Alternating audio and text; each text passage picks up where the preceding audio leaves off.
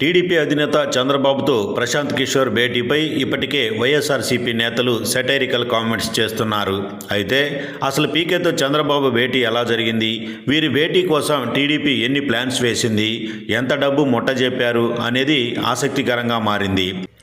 ఒకప్పుడు పీకేపై తీవ్ర విమర్శలు చేసి మళ్ళీ ఇప్పుడు ఆయనతోనే సమావేశం అవడంపై తీవ్ర విమర్శలు ఎదురవుతున్నాయి.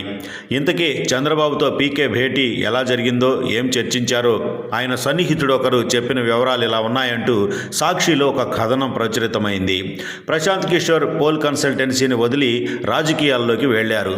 టీడీపీకి అత్యంత ఆప్తులు కొంతమంది ప్రశాంత్ కిషోర్తో పదే పదే చంద్రబాబు గారిని ఒకసారి కన్సల్ట్ అవ్వండి అని అడిగారు. దీంతో ఫైనల్గా మీటింగుకు ఓకే చెప్పారు. దానికి ప్రతిఫలంగా 20 కోట్లు స్పెషల్ విమానం ఏర్పాటు చేశారు. చర్చల్లో భాగంగా ప్రశాంత్ కిషోర్ని ఈ కొద్ది రోజులైనా టీడీపీ కోసం వ్యూహకర్తగా పనిచేయాలని కోరగా ఆయన సున్నితంగా తిరస్కరించారు.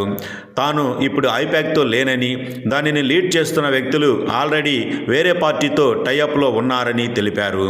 దీంతో తమకు ఐపాక్తో పని లేదని, మీరు ఒక టీం ఫామ్ చేసి ఇవ్వండి, దానికి మీరు అడిగింది చెల్లిస్తాం అనగా, ప్రస్తుతానికి బీహార్లో పార్టీ బలోపేతం పనుల్లో ఉన్నాను, నేను చేయలేను, కావాలంటే ప్రతి నెల ఒక రోజు కేటాయిస్తాను, ఇదే ఫీజు చెల్లించండి చాలు అని చెప్పారట.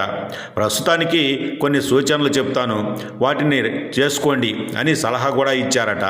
అభ్యర్థులను సెలెక్ట్ చేసి వెంటనే ప్రజల్లోకి పంపండి, పాత అభ్యర్థులను పెట్టుకుంటే మీకు అసలుకే మోసం వస్తుంది, మీ పొత్తు పట్ల ప్రజలకు ఒక క్లారిటీ ఇవ్వండి, కులాల ప్రాతిపదికన మీరు కలిశారని ఇప్పటికే జనం బాగా నమ్ముతున్నారు, మీ పార్టీ మీ మీడియా ఒకే స్టాండ్ తీసుకోండి, ఓవర్ హైప్ క్రియేట్ చేయాలి అనే ఆలోచనతో రాంగ్ డైరెక్షన్ వైపు తీసుకెళ్తున్నారు, గతంలో ఇచ్చిన హామీలు చేయలేదు అనే బ్లాక్ మార్క్ మీపై ఉన్నందున 10కి మించి హామీలు ఇవ్వకండి, మీ గత చరిత్ర పట్ల జనానికి పూర్తి అవగాహన ఉంది, ముఖ్యమంత్రి వైఎస్ జగన్మోహన్ రెడ్డి కంటే బాగా చేస్తాం, ఆయన కంటే ఎక్కువ చేస్తాం అనే టాపిక్ రానివ్వకండి, మీరు పోటీ పడలేరు, గతంలో హామీలను అమలు చేయలేదు, ప్రజల్లో మీ ప్రకటనలకు వాగ్దానాలకు హామీలకు అంతగా విశ్వసనీయత లేదు, మీరు సంక్షేమం గురించి తక్కువ మాట్లాడి అభివృద్ధి గురించి ఎక్కువగా మాట్లాడండి, అయినా మీరు అభివృద్ధి కూడా చేయలేదు కదా, అమరావతి ప్రస్తావన అత్యవసరం అనుకుంటే తప్ప వాంటెడ్గా తీసుకురావద్దు,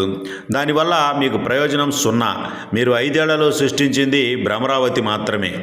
ముఖ్యమంత్రి వైఎస్ జగన్మోహన్ రెడ్డిని టార్గెట్ చేసి రాష్ట్రం దివాళా తీసింది, అన్యాయం జరిగిపోతోంది అని ప్రచారం చేస్తే మీరు మరింత ఇబ్బందుల్లోకి వెళ్ళారు.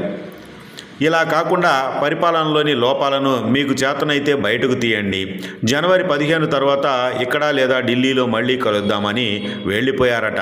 ఫైనల్గా ప్రశాంత్ కిషోర్ టీడీపీకి పని చేయలేను అని చెప్పి వెళ్ళినట్టే ప్రధానమైనటువంటి సమాచారం.